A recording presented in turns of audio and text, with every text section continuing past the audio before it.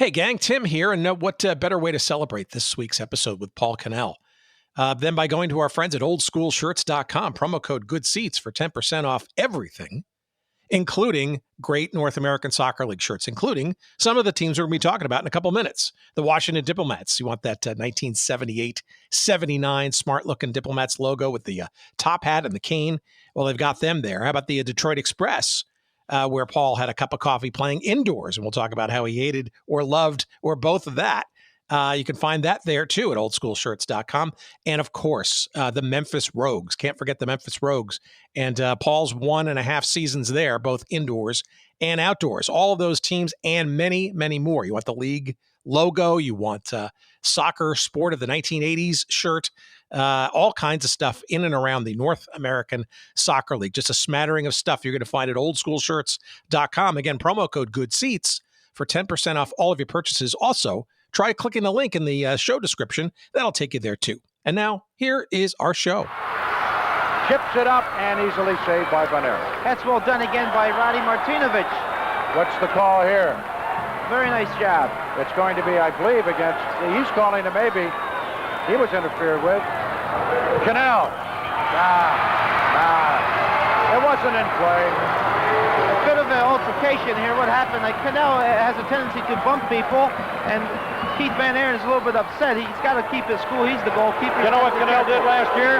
He got suspended for 10 games for dropping his shorts in the game against Tulsa. 2 years ago, he destroyed Bob Rigby and put him in the hospital. He's been known to hang around goalkeepers and knock them around a bit. But the important thing is for Keith Van Aaron not to get intimidated. He just got the warning, which is not the first time. I think it's the 12th time this year.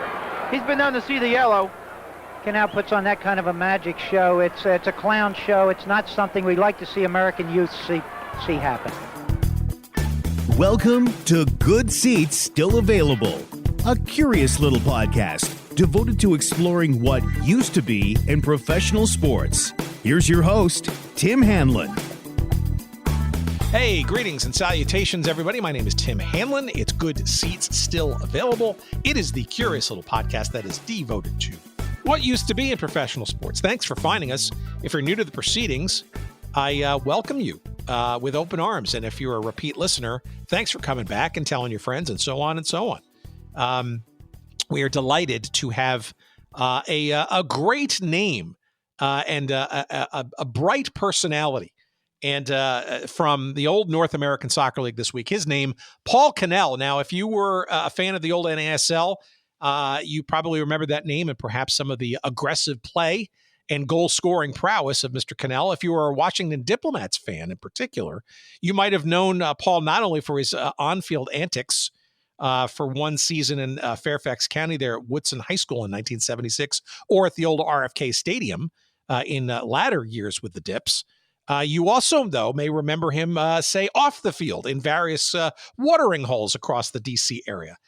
In particular in Georgetown. They called him the mayor of Georgetown for a period of time, and for good reason, because if you happen to be at Winston's, for example, the legendary disco there called Tramps, and a bunch of other famous, shall we say, watering holes, chances are pretty good that you might have bumped into Paul just, hanging out and then some. Enjoying the life, shall we say. And as a young up-and-coming soccer player, fresh off of some top-tier play with Newcastle United and a great scoring touch. Here's a young guy, single, enjoying all that was America during that time, and no holds barred, shall we say. A fun player to watch, aggressive for sure. The Sports Illustrated called him the ambassador of ill will, arguably calling him kind of the dirtiest player or the most aggressive player. But let's put it this way. Besides that kind of play and the antics on the field, they were no match for the stuff that was going on off the field. And we're going to get into all of those things, both sides of it, with our conversation with Paul in a couple of seconds here coming up. And I will tell you that we are, while this is a hair-raising conversation full of incredible stories and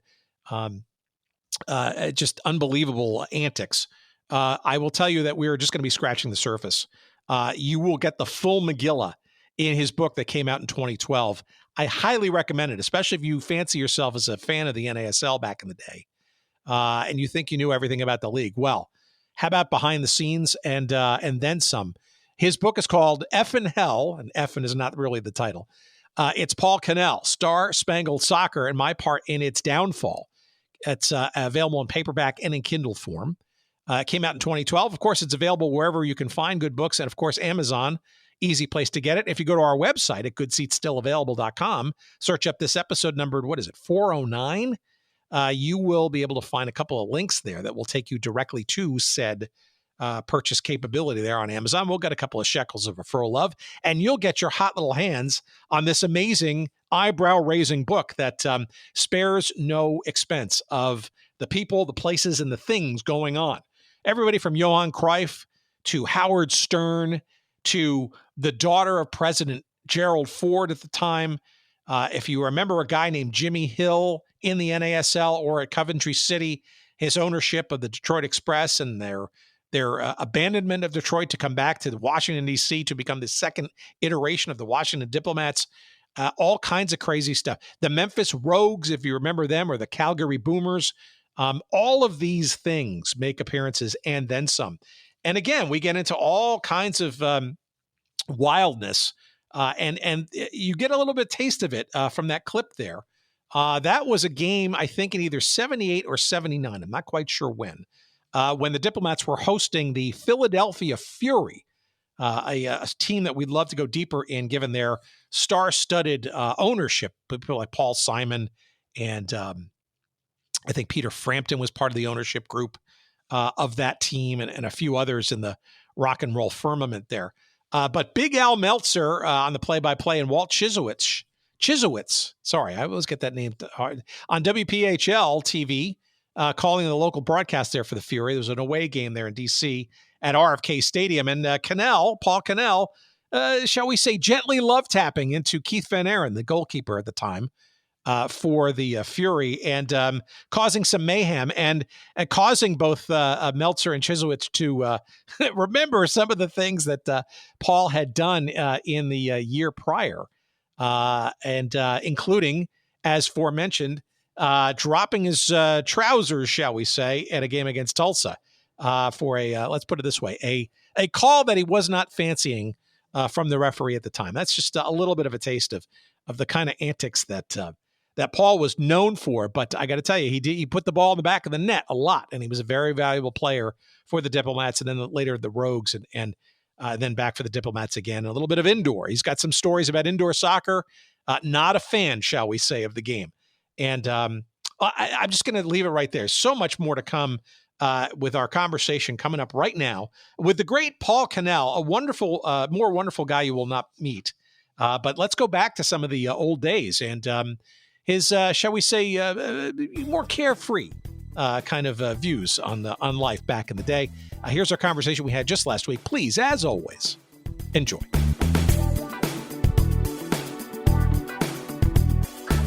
Yeah, I guess you've been somewhat, I don't want to say newly discovered again, but do you want to tell our audience, especially those in the States who don't follow the Premier League, there was a great goal scored by Sandro Tonali a couple of months back, and everybody seemed to kind of just tie it back to you, back from your earlier days at Newcastle, no? Yeah, that's right. It was a goal I scored against Leeds United when it was from a similar position. And people said, how did that go in? And they said, you were lucky. And I said, well, it should have been a cross, but it wasn't. It was a shot.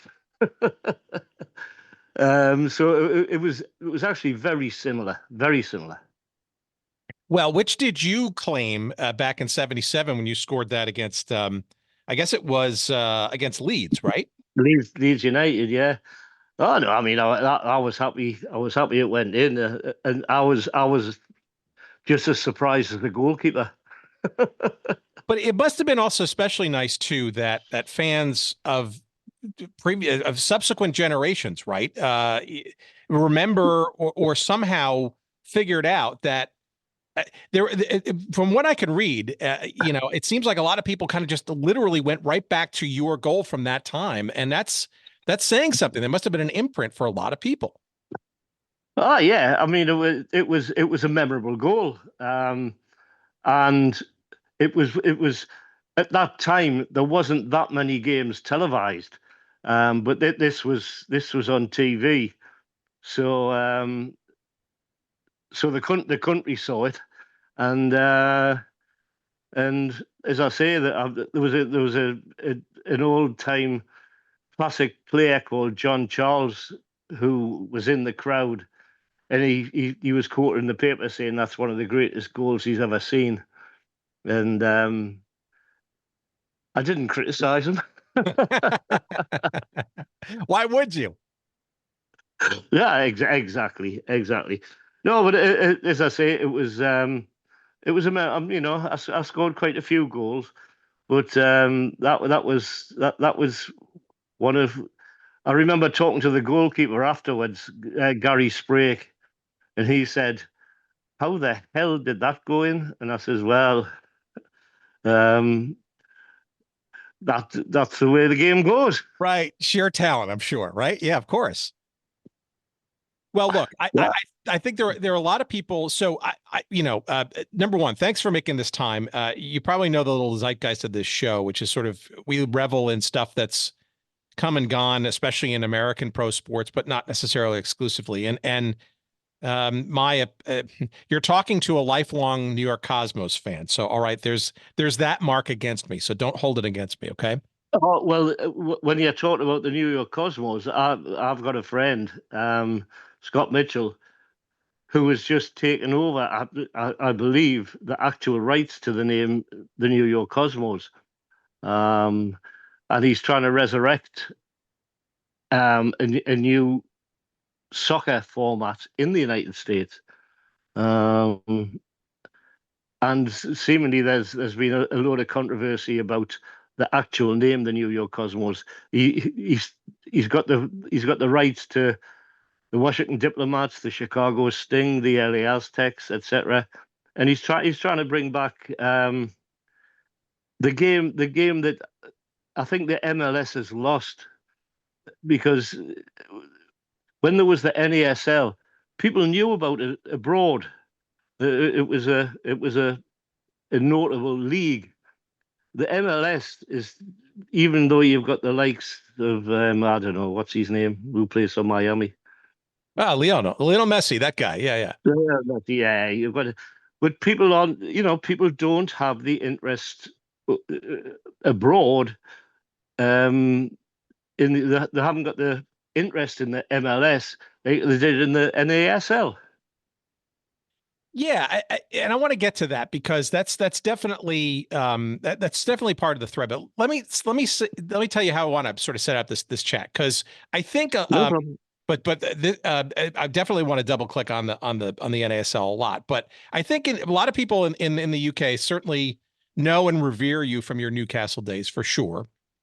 Perhaps some Scottish memories as well in the tail end of your career. And the people in the US know you, I think, largely from your Diplomats experience in the NASL.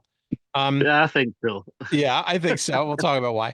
But I think, frankly, actually, a lot of people don't really know about some of the other stuff, like your Calgary Boomers and the Detroit Express and the Jimmy Hill stuff and the Rogues of Memphis and that kind of stuff. So I kind of want to break it into those three kind of components, if you don't mind. Yeah, Because no problem.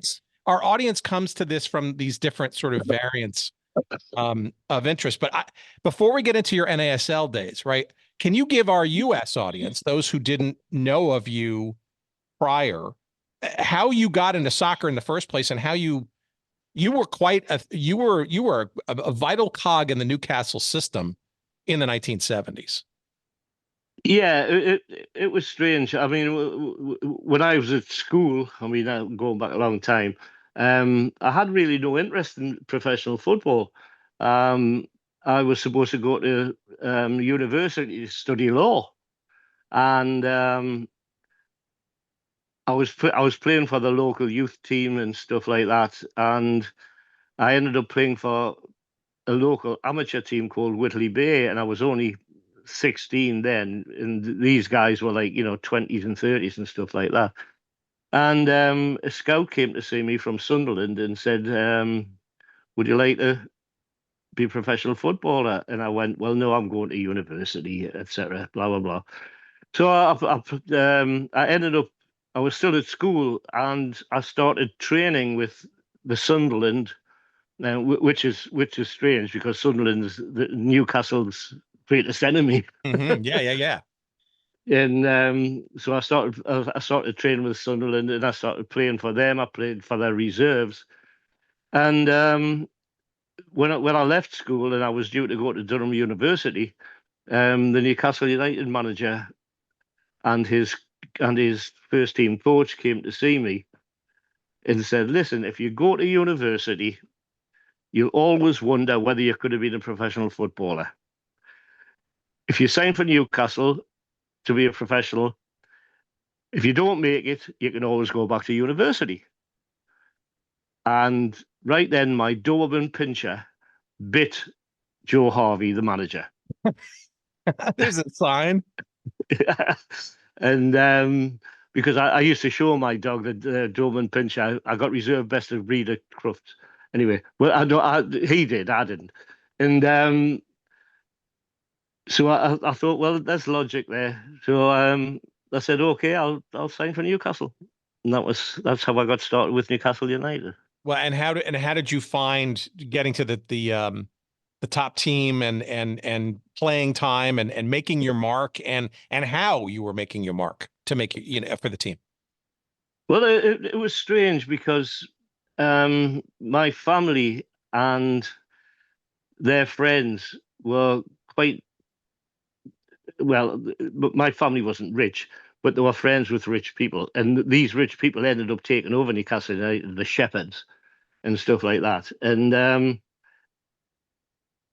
I just thought I went into it totally, I wouldn't say naive, but I went into it just to say, well, in those days, you didn't play football for the money.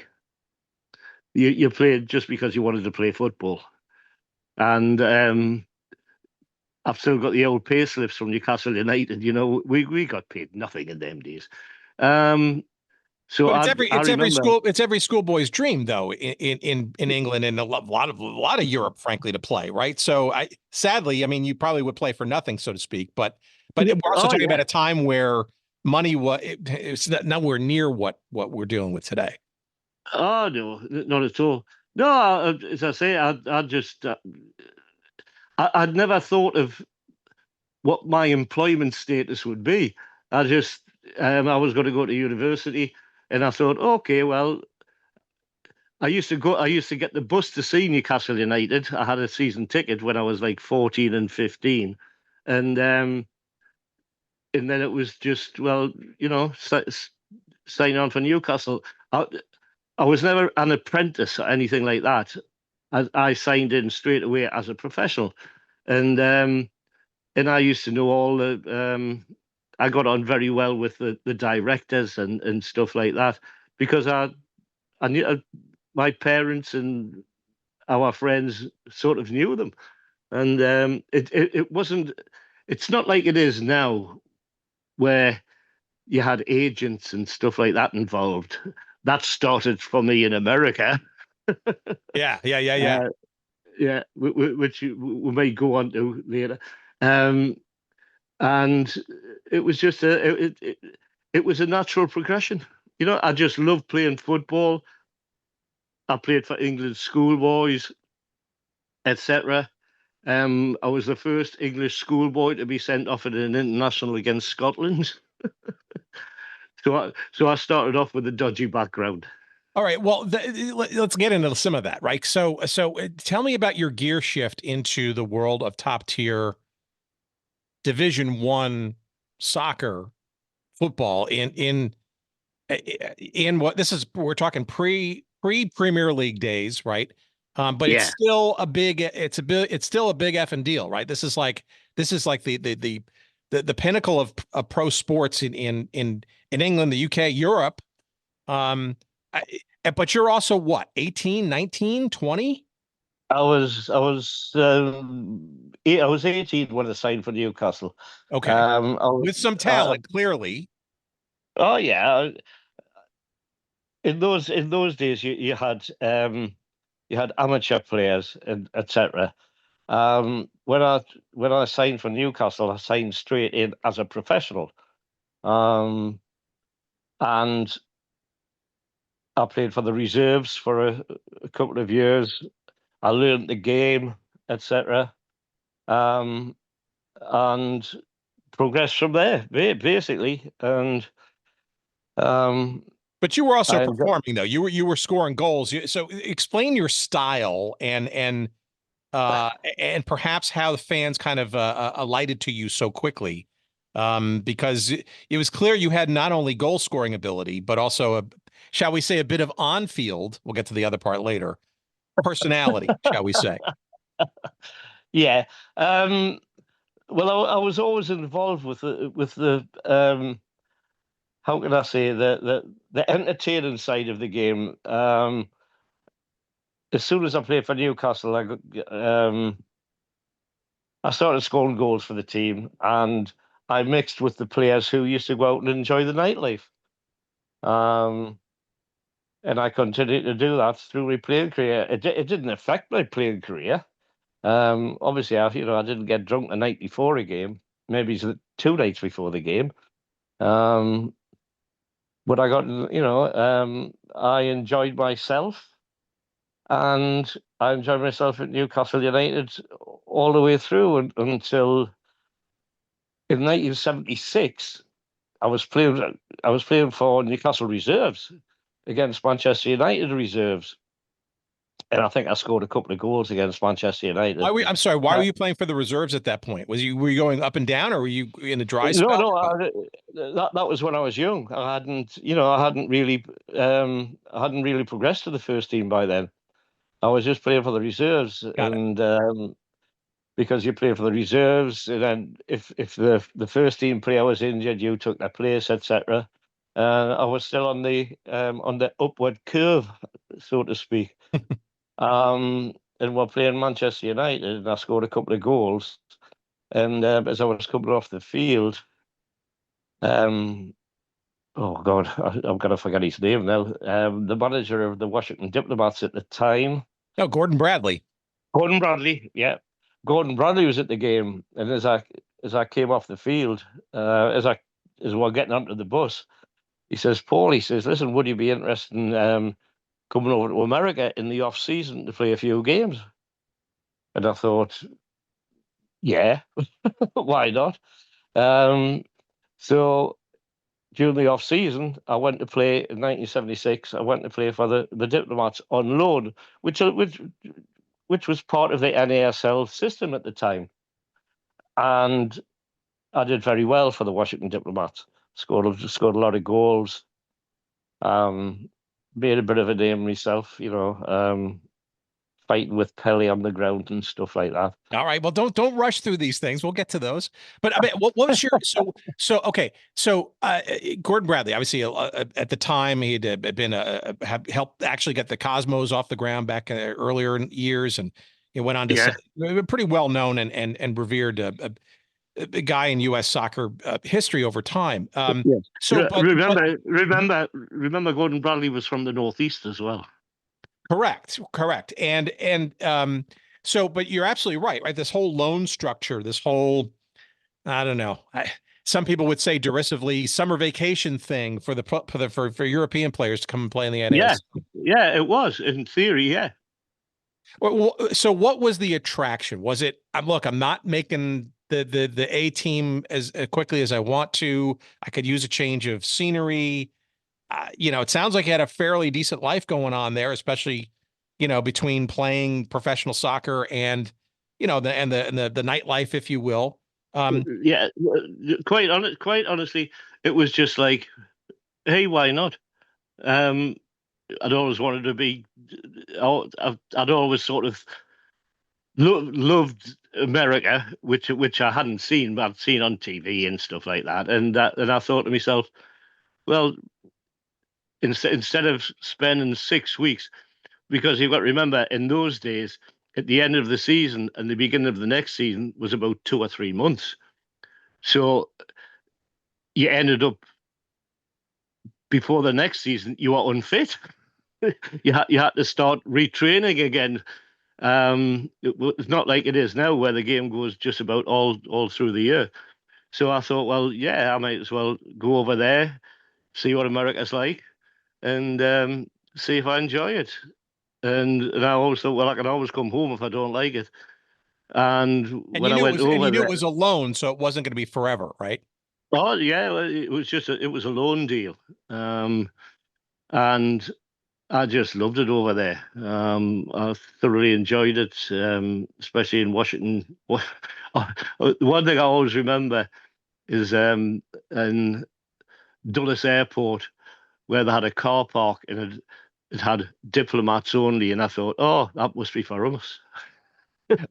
You're kidding. That's, of course, it makes sense, right? Well, actually, that leads me to, what was your expectation, and then when you got on the ground, both in terms of expectations, the play in soccer, the game, the league, what were your expectations there, as well as what were you expecting about America, given that you'd never been here before and you'd just seen it on TV? Because, for example, I mean, the playing conditions, right? Like 1976, you guys are playing at a high school. Did you know that going in? No, I hadn't got a clue. I remember I arrived. I flew into Washington D.C. in Dulles Airport, and I was met by the physiotherapist, and I ended up. He says, Paul, he says, the team is in Dallas at the moment to play a game. He says, you're going to stay with me tonight. So I stayed at his house, and there was people outside smoking joints and all sorts. And I thought, well, this is a bit strange. And then the next day, got on the plane to go to Dallas to play my first game. Which also, I think, 1976 Dallas Tornado, were they playing at a high school as well, if I'm not mistaken, or were they playing maybe at SMU's Ownby Stadium? No, they were playing at a I can't remember the name of the stadium, but the one thing I always remember is football lines, right? Yeah, they painted the goals, the goal box, red, white, and blue. They were all different colours, and I thought, well, what the hell's this? Well, and the Diplomats actually, when they moved to RFK, actually did that too, right? They had their the Dips colors, that's right, black and burgundy, and I think even the San Jose Earthquakes did that earlier on. Until FIFA basically said cut it out. Yeah, but that was RFK. I mean, to start with, we were playing in what was it called? It was Woodson High School out in Fairfax County. That's right, Woodson High School, which is out in Virginia, and I just ended up living about a mile from Woodson High School, and I always remember looking out of the window and seeing Concorde coming in. Yeah, indeed, that was one of the only airports where the Concorde was regularly scheduled. Yeah. So tell me about the play, what you expected, and the quality of play, the quality of the players, the quality of the fields, that kind of stuff. And then I'm also curious as to what you were doing in between the games, because you're a young guy, you're all by yourself, brand new country, a lot of time on your hands. Let's start with the on-field stuff though first. What was sure, the conditions were not nearly what you were used to. No, it was hot. B, Woodson High School wasn't the greatest of stadiums. But that was a stadium that we played like the New York Cosmos in and stuff like that. I remember playing there against the New York Cosmos, scoring a goal, and Pele was playing for them, and I remember ending up wrestling on the ground with Pele there. But the one thing I loved was the cheerleaders. That was one of the best things. One of the best things I loved about the game. Yeah, I mean, this was the rock and roll NASL, right? And the Cosmos had Yeah, I mean, the Cosmos girls, and I forget what the Diplomats girls were called. oh god, it'll come back to us. I'll remember too. But okay, so go back to that Cosmos game because all right, so you scored a goal. I think Pelé scored a goal in that game too, right? That's right. Yeah. Yeah. But wasn't this also the infamous? You had a little run-in with Bob Rigby that game too, right? The goalkeeper for the Cosmos at the time. Yeah, I flattened Rigby, sent him in the back of the net. And, well, I mean, what was that all about? And it also kind of gave you a bit of an early reputation, no? That's right. Well, no, it wasn't a vindictive thing or anything like that. It was just I was used to going up to challenge goalkeepers in the air. It was simple as that. And I put him and the ball in the back of the net, and that was ever since then. It was always a thing about me in Rigby. It continued even later than that. When the Cosmos were playing at was it Yankee Stadium? In 1976, that's correct. They were in Yankee Stadium for that year before they went to Giants. Yes. Yeah, and that was one of the weirdest things. Playing. Well, I'll say soccer. Playing soccer there and trying to dribble the ball over a pitcher's mound. Yeah, and that was common, right? I mean, you had U.S. stadiums that were trying to facilitate this quote unquote foreign game still, and some of the stadiums were baseball stadiums. Some of them were like the Philadelphia Fury, where you had a couple of interesting games against those cookie cutter, AstroTurf and pitches of dirt, and high schools, right? It was a whole variety of fields and stuff. You must have gone nuts trying to figure out how to prepare for these games indoor as a pro player coming from lush green grass, scenarios back in your home. Well, I'd never heard of AstroTurf.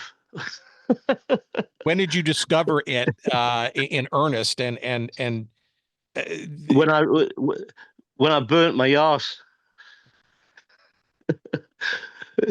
When I burnt my arse when I was getting tackled and skidding along the AstroTurf and burning your backside. That's what I always remember that. And how about the fans and the travel? I got to think that was a huge adjustment as well. I'm not just talking about 76, but because look, you're talking about such long periods of travel and distance and it's fascinating to me that the NASL had such quick turnarounds on games, even if they were in different cities. Yeah, I mean, I always remember going if we were playing like the LA Aztecs or something like that. We ended up having to go a couple of days beforehand just to get over the sort of time difference.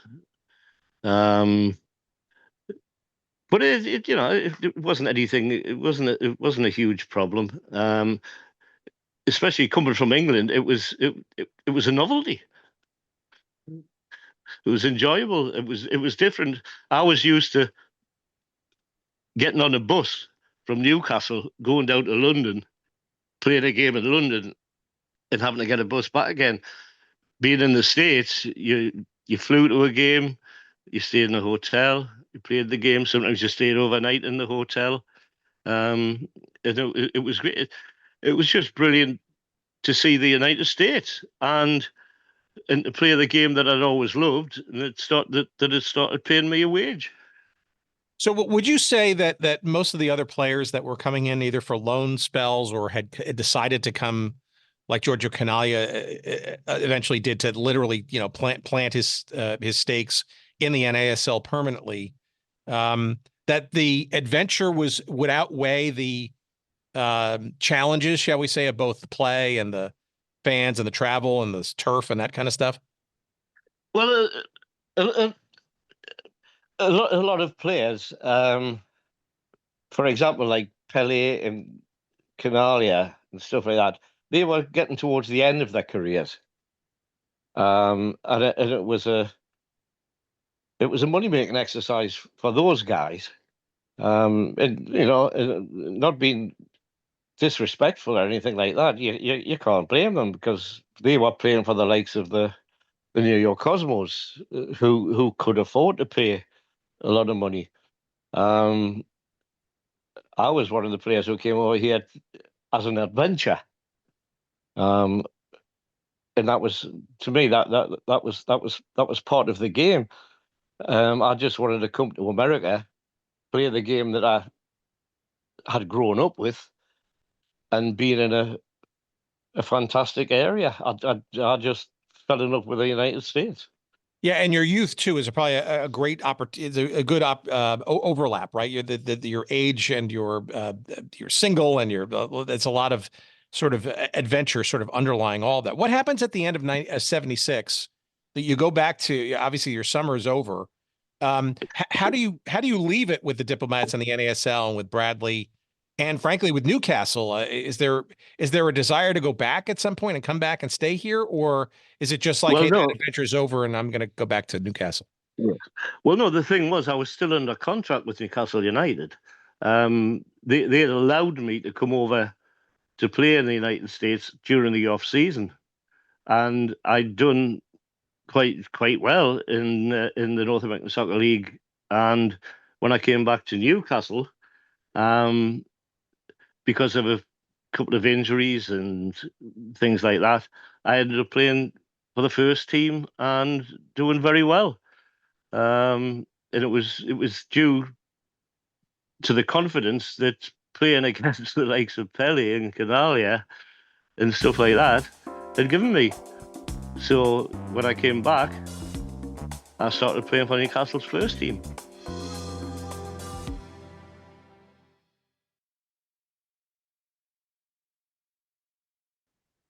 And that's where you really start to get some amazing reputation both on and off the field, right? At Newcastle. Oh yes. Never get the off the field antics getting in the way of my dedication to playing the game. I always sort of enjoyed myself in a way that didn't affect my performance and stuff like that. All right, so that's a really good point. So let's explain that for a second. So I've done some deep research, looking at some old articles and stuff, and it's really, I mean, that profile from 1978 that what's her name, Betty Cuniberti, the writer, and you're giggling because it was quite a profile of you as the young and bon vivant, shall we say, of Washington D.C. But it seems that some of that stuff sort of, I'm really curious, right? It's you're painted almost as this, and there's a Sports Illustrated article too around that time. Oh yeah, I really right? know that. Right. So you're getting this reputation of being sort of an aggressive player on the field with other antics as well, a kind of a showman, if you will, enjoying that part of it. But yet there's almost like a completely different person off the field, who arguably would be very inconsistent to sort of figure out how could this guy play at top level soccer and perform at such a top level and support that kind of lifestyle. How did you manage this? With a great degree of difficulty. No, like I say, I used to love, I was a single guy. I loved going out to the places in Washington, D.C. Most of the people I knew in Washington, D.C. were from bars, etc. But it never affected my play at all, even though I sort of hit the headlines with sort of the thing with Susan Ford, and stuff like that. The one thing, I think I was the first player to get a contract wearing soccer boots. All right, you're going about a bunch of things that I want to get into. All right, let's talk about that for a second. We'll come back to Susan Ford. But let's so fair disclosure, I went to Georgetown undergraduate for school, right? So I'm very familiar with that area of Georgetown. All right. And when I see, that was my area. Yeah, you were the unofficial mayor of Georgetown. Like that's right. So that's saying something in a city with politicians and media and a certain number of the Washington Redskins and the American football side of things, there's a fairly cosmopolitan vibe there. And here you are, this relatively new, young British soccer player kind of, ascending to that mythical title. You don't get that label, unofficial or otherwise, without being, shall we say, highly visible and irregular in those environments. Where were your haunts that you liked the most? Tramps. Tramps was kind of like the disco kind of smaller version of Studio 54 if you were in New York. Yeah, but the first place that I really started drinking, where I met Susan Ford, was Winston's. Know it well. If you know Winston's. I don't know if it's still there, but certainly had a reputation far before I got to college. Yeah. Yeah, well, that was the strip. Winston's, going along the road, and then turning left up to Tramps, and I can't remember the name of the guy. Oh, the guy who owned it. But there's quite a famous photograph of me. It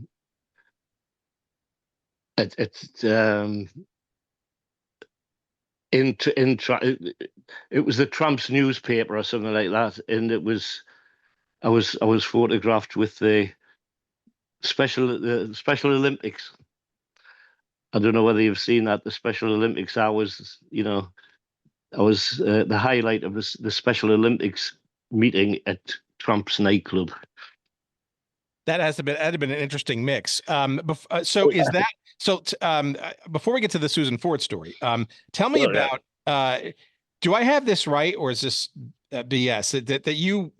Was there a story about you and Pele and this Christian Bernard guy, the doctor who was like the first transplant? Okay, so explain this to me. This is crazy. We went into Trump's, and I'm trying to remember the name of the guy who owned the place. Anyway, somebody says, "Oh, there's some guys over there that you might know." So I went over, sat down, and started talking. There was Pele there, and I was introduced to, this is Christian Barnard. I says, "Oh, Christian Barnard." I says, I think I know you." He says, "Oh, yeah." He says, "It's a heartfelt welcome." I went, "Oh, God, you're the one who did the first heart transplant, aren't you?" And the trouble is that there was quite a few young ladies kicking about, and they ended up scoring with the ladies, and I didn't. Why was that? God knows. She might need the heart. Here you are. Let's be honest. I mean, you got Pele, arguably at the time, and maybe still the world's best ever player. Christian Bernard, right? The guy who's famous for the first human heart transplant. And here you are, the mayor of Georgetown. Come on. Yeah. We had a heart to heart. But all right. Well, okay. But that also speaks to just how crazy the 70s were, right? I mean, you could have had that story at Studio 54, or know. But here you are, a football player in the U.S. Pele, a heart transplant, guy. I mean, it's just like and quote unquote regulars, right? All mingling together, and just crazy. It's just it must have been a delight to kind of just have all these things at your fingertips. In that time. But at the time it just seemed normal. It was just one of them, especially in Washington D.C. I mean, I used to drink at other places, and you'd bump into a guy who was from the Pentagon, who was in charge of. I remember talking to one guy, and it was just when mobile phones, they were the size of like a brick. The Motorola mobile phones. Sure, and some of them even had them in their cars too, which was another thing. That's right. Well, I remember there was one guy sat at the end at the bar in the Angel. I think it was called the Angel in DC, and he picked his brick up and put it. Oh, he says, "Shit," he says, I've got to get away. There's a plane getting hijacked or something like that," and he just left, And I thought, hey, this is who you meet in Washington D.C. That's crazy. That's just crazy. All right, let's go to the Susan Ford story. So, for Right. those uninitiated, Gerald Ford was the president of the United States for a period of time, very short period of Yeah. time. Arguably helped keep this country together. Although we're at it again, but I digress. So tell me about this. So you're at one of your other haunts. This was Winston's, right? Winston's is right on. Well, yeah. Is that M Street? M and M Street. there you go. Right at the beginning of M Street. Yeah. Yeah. Well, no, I went in. I was in Winston's, which I was a sort of esteemed regular, and somebody says, "Oh, that's somebody here who you'd like to meet." And I went, "Okay." So I ended up sitting down and talking, and it was. Well, she says, "Oh, my name's Susan." I says, "Hello there," and I thought to myself, I wonder who all these guys are sitting around her. And so we ended up having a few drinks and a bit of a dance together. And then I still never realised who she was. I didn't know that the guys were, what do they call them, CI special branch or something like that. Yeah, Secret Service. Sure. Secret Service. I hadn't got a clue who they were. And so we ended up getting a taxi, and I ended up getting out the taxi because I hadn't got a clue what was going on. So there was no sexual interaction or anything like that. It was just a meeting, and it ended up in not the Washington Post. What was the other one? The Washington Star. Yes, correct. It ended up. It was sort of blown out of proportion. The Diplomats guy ends up with Susan Ford and stuff like that. Well, we had drinks together, we left together, but nothing else happened. Was there? Was there a follow-up date? Maybe. Yes. You've got to remember that there was hardly any mobile phones at the time. We arranged to meet again in Winston's, and then it was afterwards that somebody told me who it was, and so nothing happened after that. It was sort of blown out of proportion, but it ended up in the Washington Star. But that which was yeah, I mean, but you also have to wonder too. I mean, you're talking about the late 70s. You're talking about the North American Soccer League, and that press probably wasn't a bad thing from the offices downtown, right? I'm sure they were like loving the fact that one of their star players was, seeing and being seen. Oh no! I mean, it was. Well, I can't knock it. All I can say is it was just part of the time, and as I say, being in Washington D.C., you met all sorts of people involved in politics and stuff like that, and I mean, a lot of them were total drunks. Quite at the time, they were quite famous.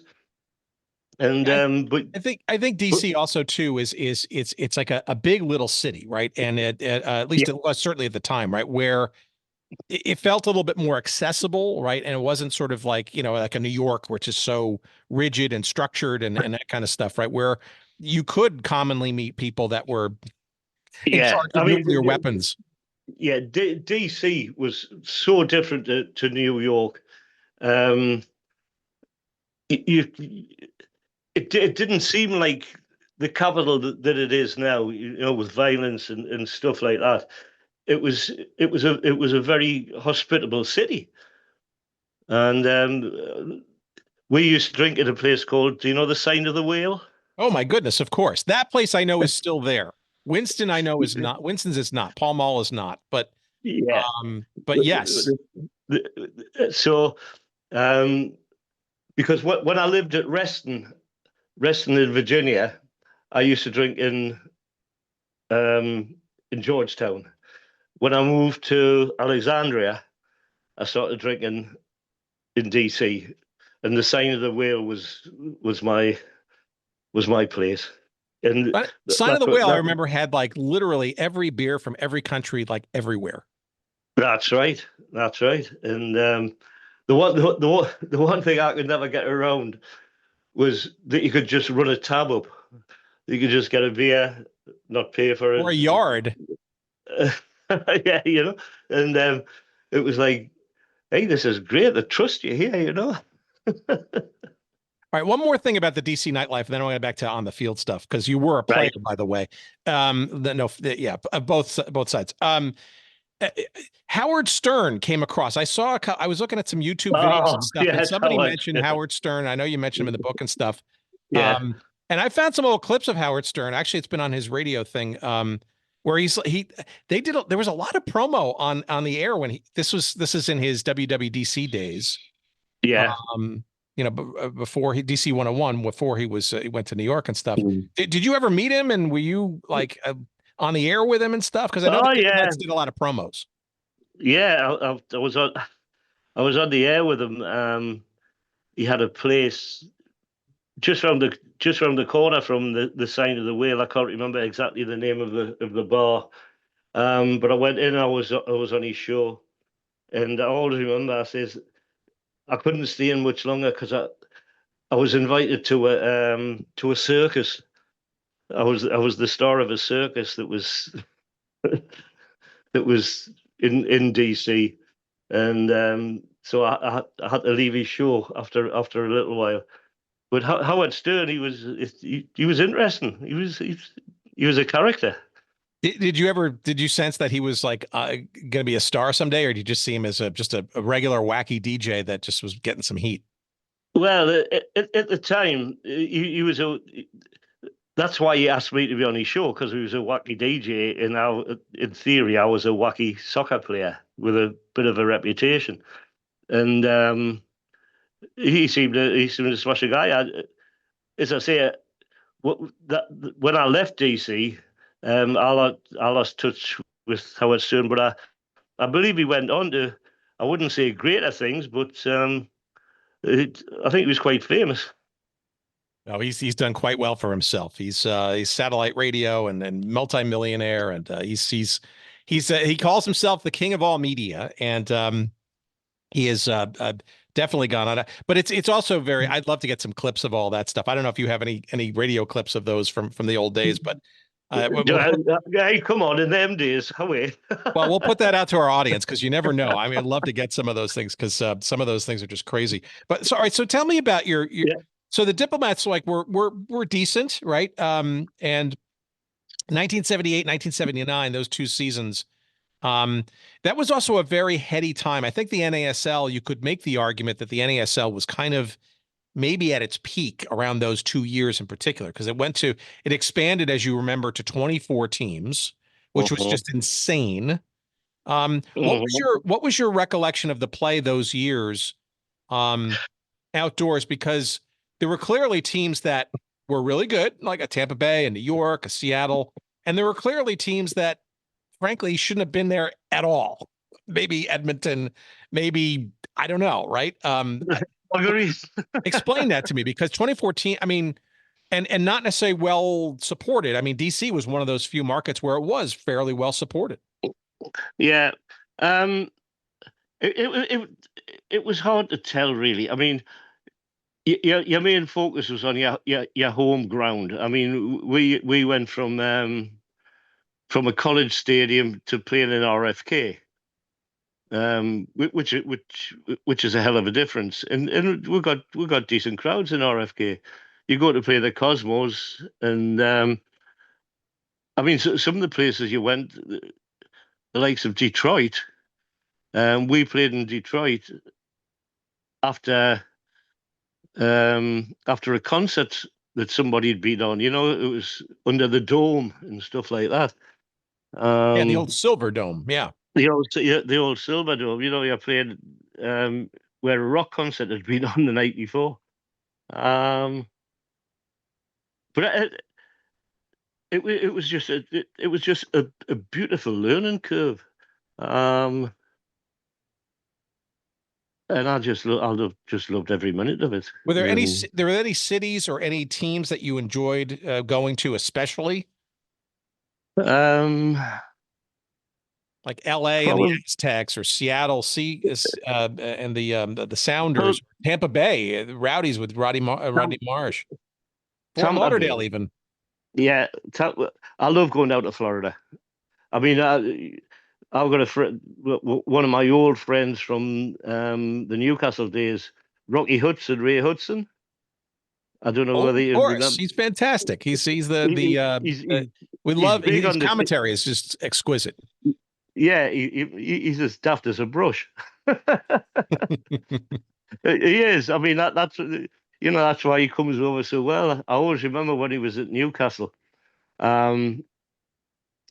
We we were we wanted a new manager, and we said, listen, we're going to go on strike if you don't appoint Richard Dennis as the manager. It was like a sort of a closed committee that were put to the directors and said, listen, we want Richard Dennis as the manager, and otherwise there'll be all hell to break loose, blah, blah, blah. And Ray Hudson, who at the time was just playing for the reserves, heard all this, and the daft bugger went down to the bookies and put a bet on Richard Dennis to be the next manager. Well, of course, the price went down from about 100 to 1 to even money. So I said, Rocky, what did you go down and do that for, you daft idiot? Because he actually went down in his training gear. That was the worst thing. Yeah, it's crazy. We want to have him on as well as Rodney Marsh, because those two guys are they're still kind of at it. Their punditry is great, especially the American game. Tell me, how it's okay. So you're a star in DC. You're clearly enjoying the nightlife, and the city is enjoying you, shall we say? Yeah. How does the gear shift to Memphis in 1980 happen? Like, how is that? Where does that come out of? Well, the guy in charge. Oh, I can't remember the name of the chief director. In DC or Memphis? DC. We didn't get on. That was it.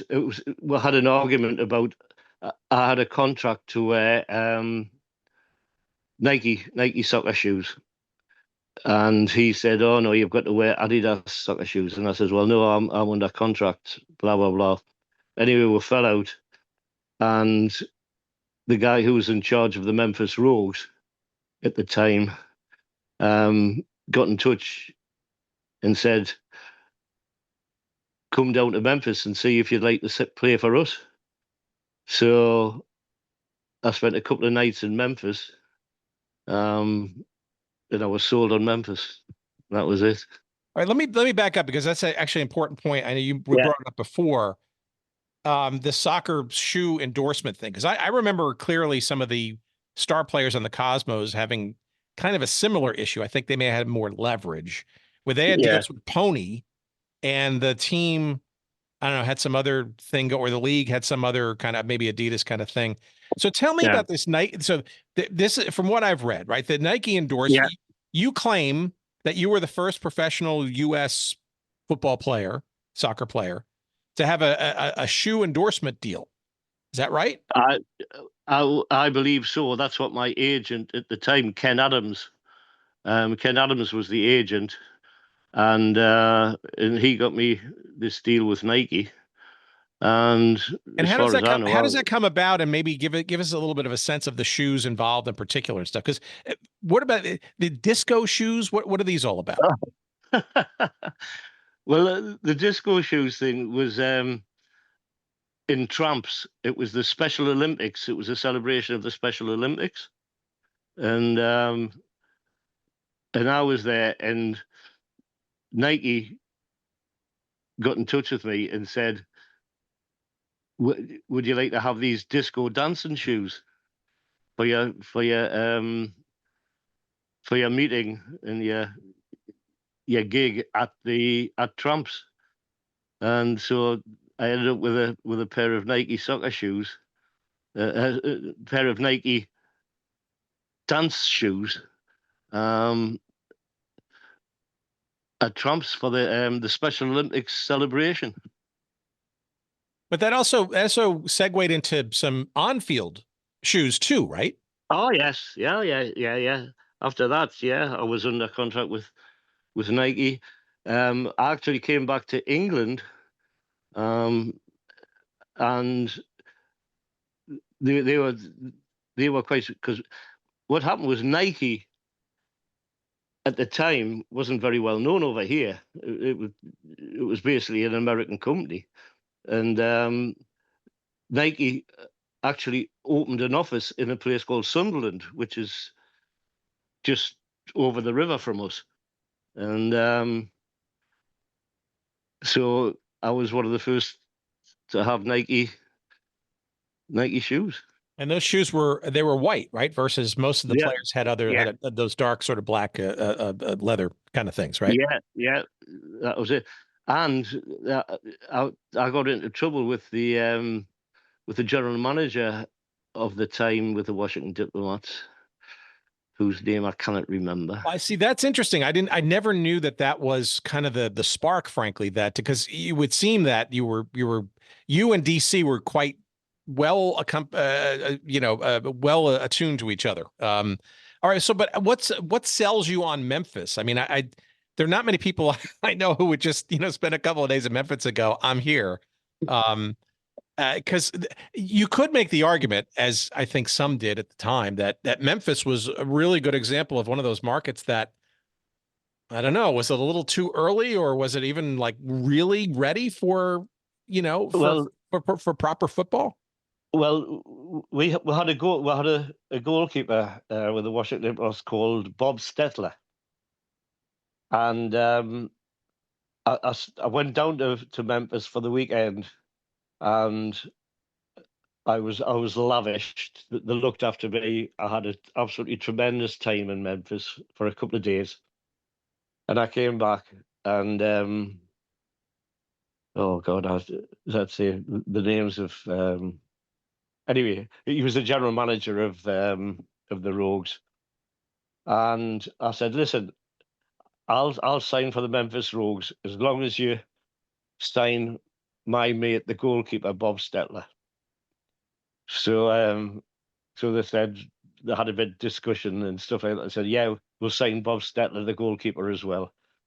So it was me and Bob Stetler ended up going down to Memphis, because me and Stets were great mates. There was me, Bob Stetler, and Jimmy Steele, who was the Southampton player who came over to play for the Diplomats.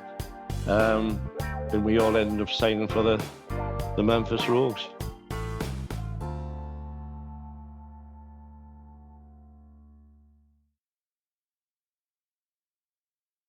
I think you came in. So I think the Rogues were around for 78 and 79, and then they sold the team. I guess you were coming in when the team was sold. Avron Fogelman, is that a name that's familiar? Yeah, oh yes, that's him. That was one of the weirdest things. All of a sudden, it was like, right, we're selling the Memphis Rogues. You're all going to be living in Calgary, Alberta next month. What? Huh? All right, describe that, because I think people don't sort of understand what ultimately happened to the Rogues, but that's also part of the craziness of the NASL at this time. Yeah, I mean, basically, they just sold the rights for the Memphis Rogues to the Calgary Boomers.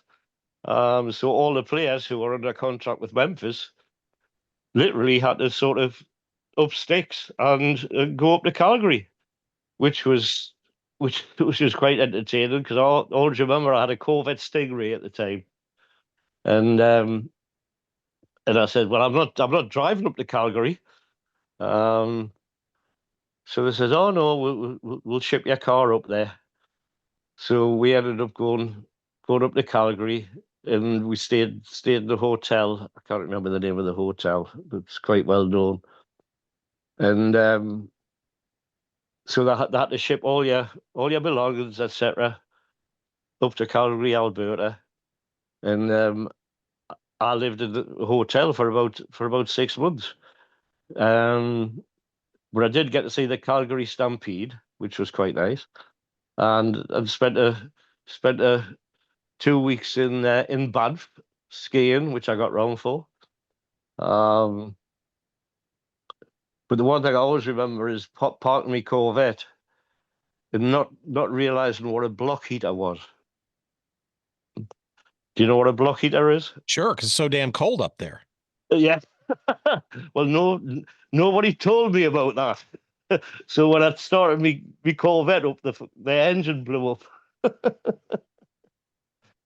Just more part of the adventure. You seem to be going along with it. All right. So, but this is the crazy part, right? So if you're looking back, like somebody like me looking back at the history and stuff in your career, Yeah. to see like at Memphis and then Calgary and Detroit Express, which we'll get to in a second. Yeah. It's crazy because this ownership stuff was really kind of the stuff that, I mean, you didn't, I don't know how much time you actually spent and played in Calgary, but do I have this right? Did you actually did you make your move to Memphis actually starting playing indoors before you played outdoors with them? Yep. Okay. Yep. Tell me about the indoor game then, because the NASL obviously had this new challenger thing called the Major Indoor Soccer League. The NASL had experimented with the indoor game for years prior to this. They all of a sudden decided, wow, we better get serious about this. And they forced most, not all, of their teams to kind of get with the program and play indoors. Yeah. What was your, tell me about how indoor was sold to you and what was that all about? How did you like that or not like that? I hated it. It was like it was like ice hockey without the skates. Okay. I'm curious as to why you wouldn't like it, because it seems like it's fun to play. Yeah, well, you're playing on an AstroTurf in a ice hockey stadium where you can hit the ball against the wall and stuff like that. And it wasn't soccer at all. It was just ludicrous. You were hitting the ball against the wall to get a rebound and stuff like that. And I think I got sent off twice because I've got pictures. If I'd known, I could have sent you some pictures of. Please. I will once I get my technical ability started. It was just crazy, and I always remember one of the few games I can't remember how, but I didn't play many indoor games. But I ended up playing against a team in goalkeeper. The goalkeeper in the opposition was Mick Mahoney, who I'd played with at Newcastle United. I think he was playing for LA, somebody, at the time. And I felt sorry for the goalkeepers because the ball was bouncing on the wall behind them and coming back, and it was absolutely crazy. It was ludicrous, and there were accidents waiting to happen. And I'm sure some of the turf didn't always stick properly, and sometimes they were on ice, sometimes they were on concrete, sometimes they were. I'm sure that the stadium issues were even more pronounced there than they were even outdoors. Oh yeah, it was crazy. I presume it was a way for them to make more money out of a player under contract, for a year, so that you had your outdoor season, then you had your indoor season. But it was there was a hell of a lot of injuries and stuff like that. It was a mistake. It's weird though, because the Rogues tended to do pretty well versus having their outdoor exploits were not nearly as good. So it's a weird dynamic that at some teams would do actually better indoors than they would out in terms of attendance. Like I think in Atlanta, for example, the Chiefs outdrew themselves from outdoors like by a 2-1 margin, and but outdoors they couldn't draw flies. Weird. Yeah, well, that's the thing. You can get an atmosphere in an indoor stadium quite with less fans than when you play outdoors into a huge stadium. You know, you go to like RFK. I mean, 6,000 people. If you got into RFK, you wouldn't even notice them. But put 6,000 people into the Armory, where I think the Diplomats played their indoor season. Put 3,000 people in there, and it looks packed. Yeah, but you weren't a fan. You didn't think it would stick, or it was more of a sideshow, huh? Hated it. Yeah, it's interesting. Various players we talk to, like they either love it or they hate it. There's no in between. And, yeah. I think it also probably goes with your style, right? If you're I was going to say, especially when you're one of your strengths is heading the ball. That didn't come into the game at all, really. On the indoor game, it was like five-a-side football, which, I mean, we'll play that over here, five-a-side football, but it would never be a money spinning concept, you know.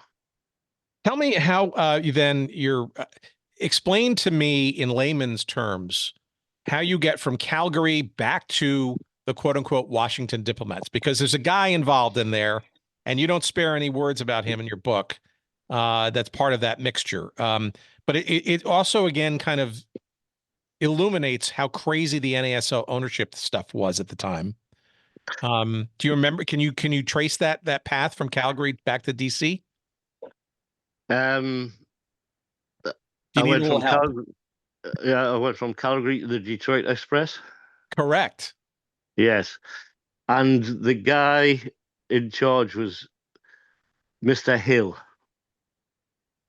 That's the nicest way of, I think you've referred to him, but okay, sure. Yeah, so Jimmy Hill was this character, maybe a little background on him, and then like how he was part of the whole Detroit Express, I don't know, thing. Yeah, well, Jimmy Hill was a guy who was a manager in England, and he sort of changed a little bit of the game in England, and then he decided to vent his brains over in the United States. Him and his son, there was Jimmy Hill, and then his son was called Duncan Hill, and they bought the Washington Diplomats, and they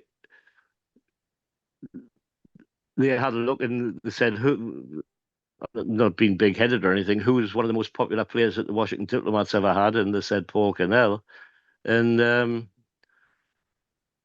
so they came to sign me, and I ended up back playing for Washington Diplomats again.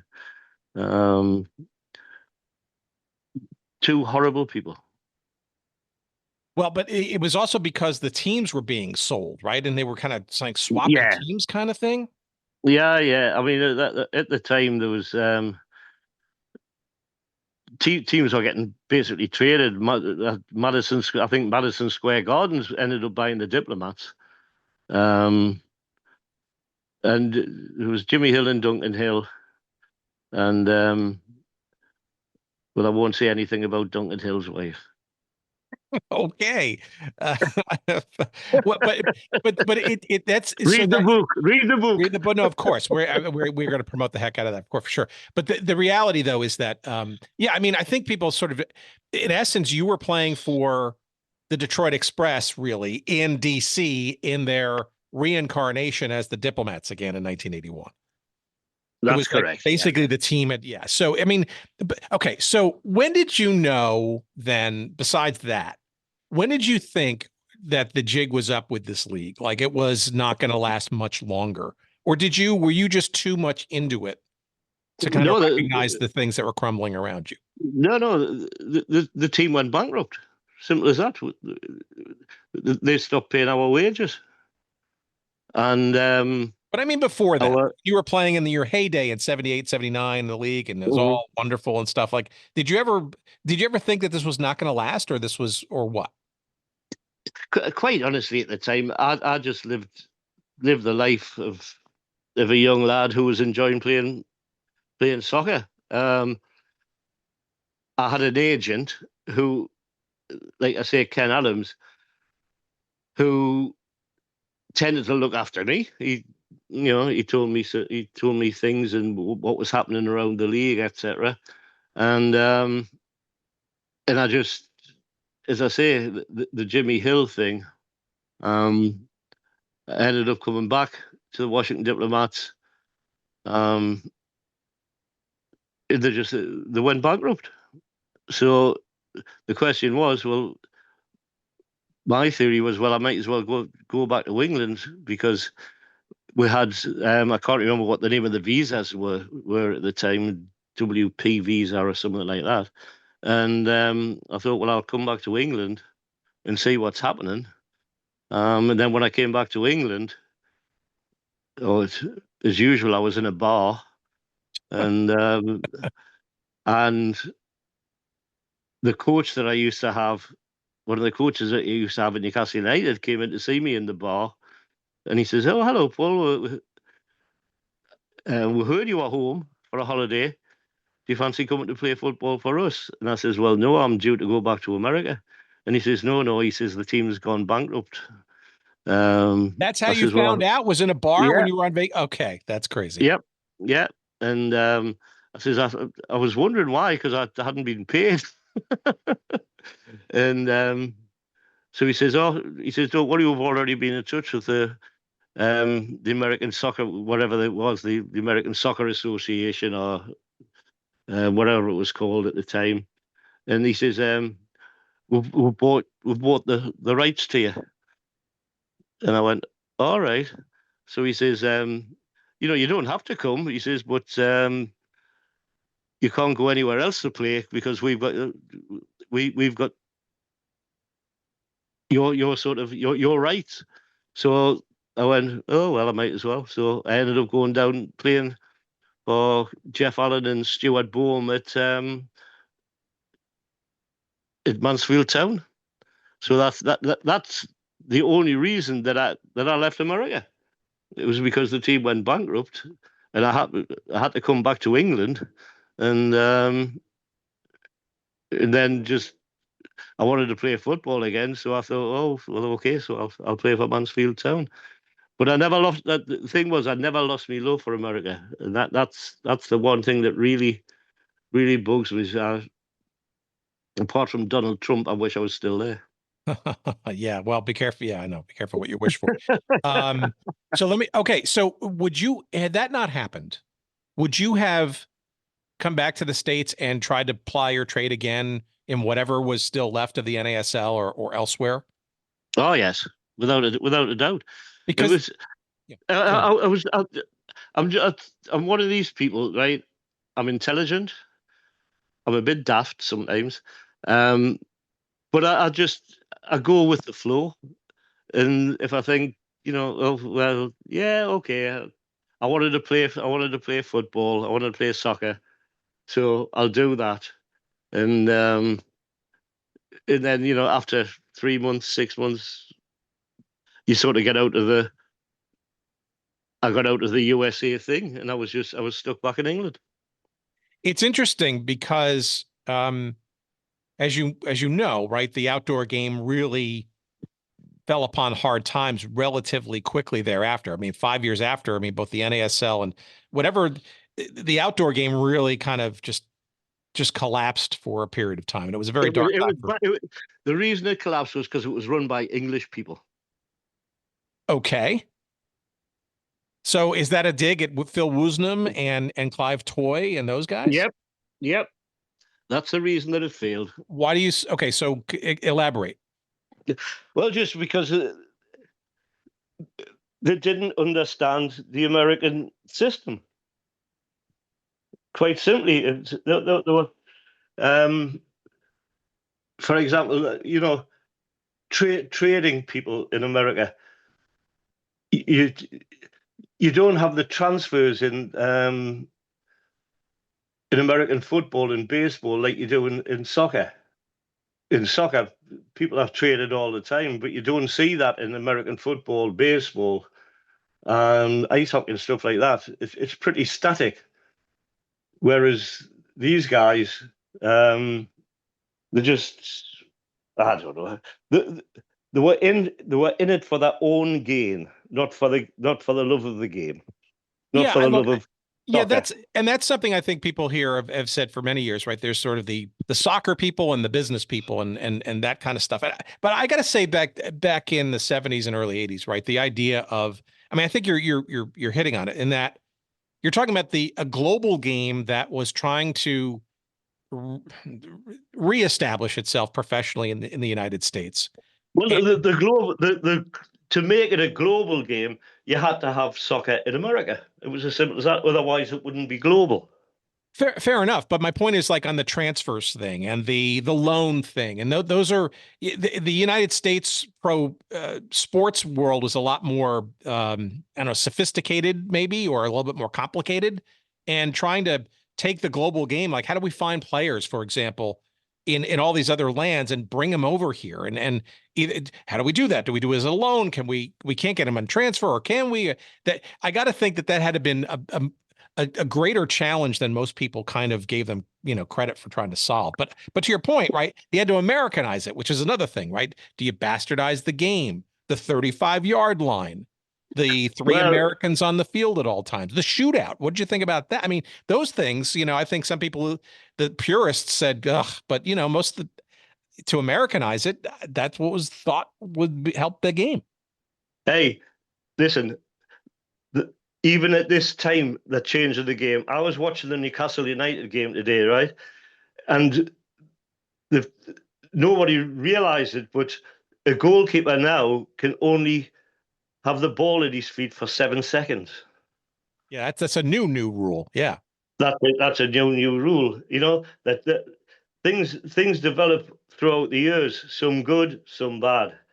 I thought the 35-yard line was okay. Well, you were a forward, of course. Why wouldn't you?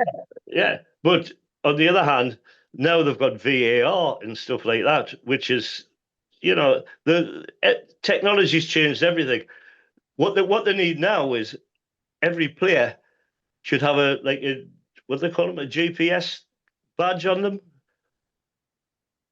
GPS. To actually, don't know what yeah. It wouldn't take much, just one of those on their shirt, and then you can check exactly where that player is, whether he's offside or not, instead of a linesman chucking his flag up. Oh, you're saying like a chip or something that's electronic that can kind of know GPS. GPS. Yeah. Sure. Oh, that makes sense. No, I think that's inevitable. I do. Speaking of that, so 35-yard line, what did you think of the shootout? I loved it. Listen, this guy, this Scott guy, he's got quite a bit of cash, and he's got the rights. I don't know whether you've heard of Stylo Matchmaker soccer boots, but he buys he buys names and stuff like that, and he's bought the rights to the Washington Diplomats, Chicago Sting, blah blah blah.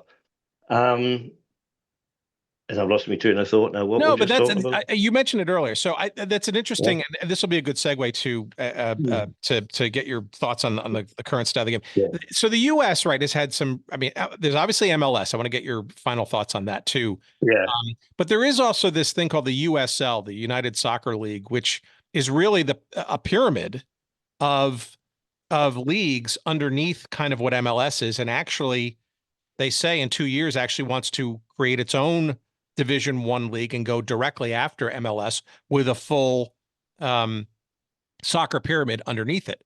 And it's an interesting dynamic because there's a lot of people who sort of think that MLS is kind of successful yet not, right? I mean, soccer specific stadiums, great real estate, lots of markets, TV, Apple, all that stuff. But it's not really recognized around the world. So I want to elaborate on that. So the play, right? And it's all owned by the league, right? They're not franchises. This is still centrally owned, which arguably maybe has some effect on the play and the level of play and the types of players that can come in and stuff. So tell me in your terms, what MLS is viewed as in your soccer professional circles there, Is it a curiosity, or people just don't give it much mind?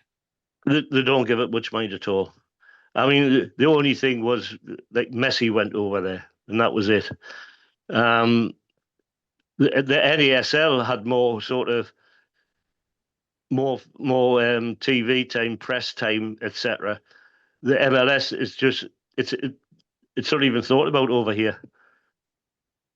Simple as that. It's not considered. And the only thing that I think will help it is with the World Cup coming over there. But that's going to be a bit different because it's in Canada, the United States, and Mexico, isn't it? It's also going to be 48 teams, which is a monstrosity. I'm not. Yeah. So let's use. And one of the worst things is that it'll be the first World Cup where not a game is played in the capital city. Yeah. Well, some of that's also FIFA, right? You have, Chicago. Well, no, because Washington don't have a stadium that's worth having a soccer team play at. No, that's true. There is where the Washington football team plays now, which is in suburban Landover. But yes, and there's a whole spat about trying to build a new stadium. But that also, and maybe this is a good way to sort of round all this up. FIFA, right? I mean, the World Club Championship that just happened here, that thing, 48 teams in the World Cup, right?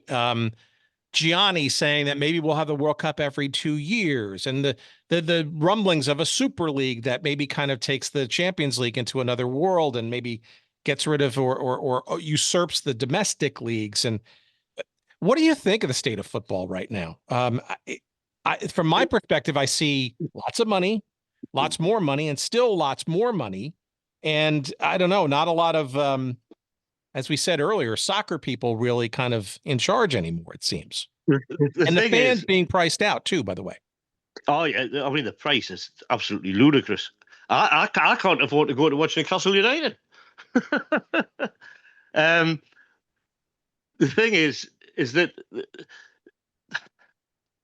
there's too many competitions.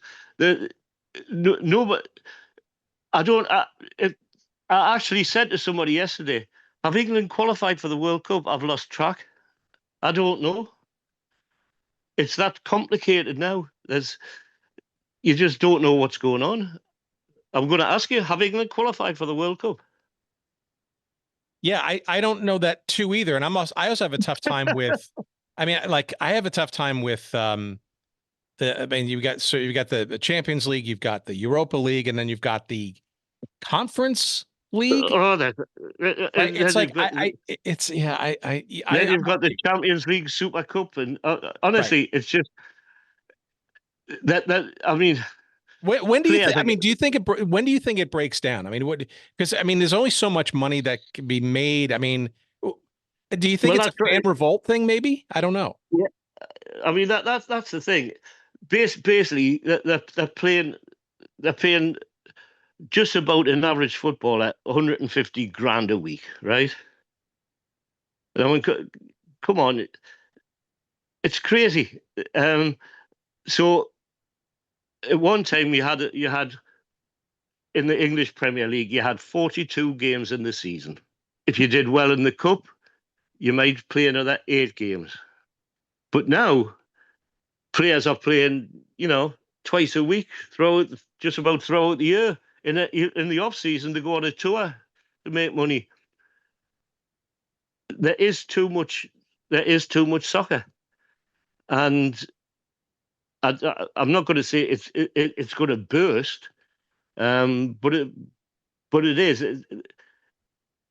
It's all corporate money making stuff. I mean, hey, at the minute the players are milking it, but I don't think it's for the benefit of the game. I mean, Saudi Arabia. Can you name a team in Saudi Arabia? No, I mean, except wherever Ronaldo seems to be. I don't know. Exactly. There's a lot of, yes. So money money, they say, is the root of all evil. And it's, I don't know. Money talks, bullshit walks. Well, that's right. Exactly right.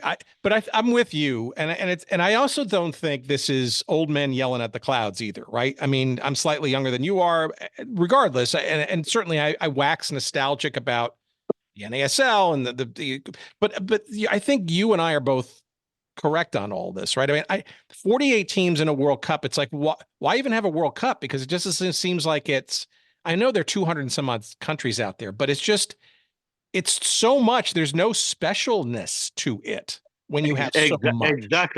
Exactly. You know, I mean, for Saudi Arabia, and Thailand, and it's crazy. But yet, you and I both watch these games, right? I mean, you watched the Newcastle game earlier today. Did you say something? You nearly said Sunderland there, didn't you? Sorry, I apologize. I didn't mean that. I'm sorry. I will take myself to task after we hang up. I started off with Sunderland, though. I know that. No, I know. That's why it's especially raw. But I mean, but I guess the point is the fans still watch, right, and or pay up the money and stuff. What do you think it's going to take to? I don't know. It would seem to me that the sport. And sports generally with all the money and stuff, but particularly football, maybe sort of is maybe swaying a little too far out there, and may need to be corrected somehow. I'm just wondering aloud. Well, I think fans ultimately matter and would take matters into their own hands, but I don't know. What does it take? It's hard to get off, if you will, following a team that you've grown up with all your life, for example. Or played with, for that matter.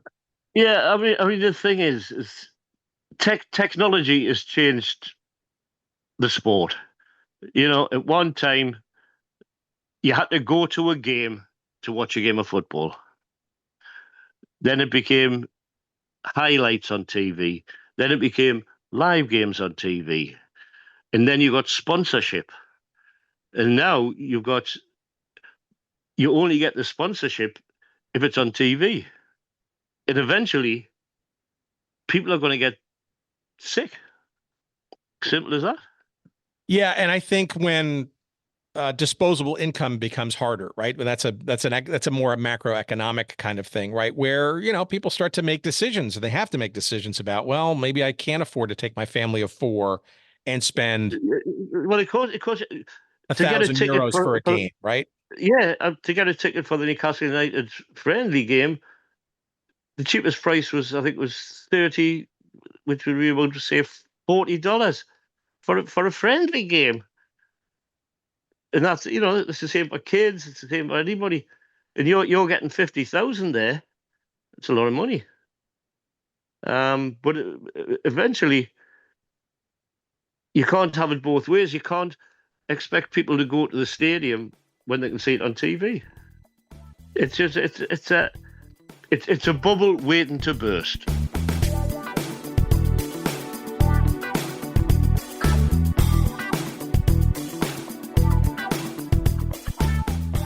I told you it was going to be interesting, and my goodness, the book will fill in further gaps, and I highly recommend it. It is too hot to handle, and it's a fantastic read.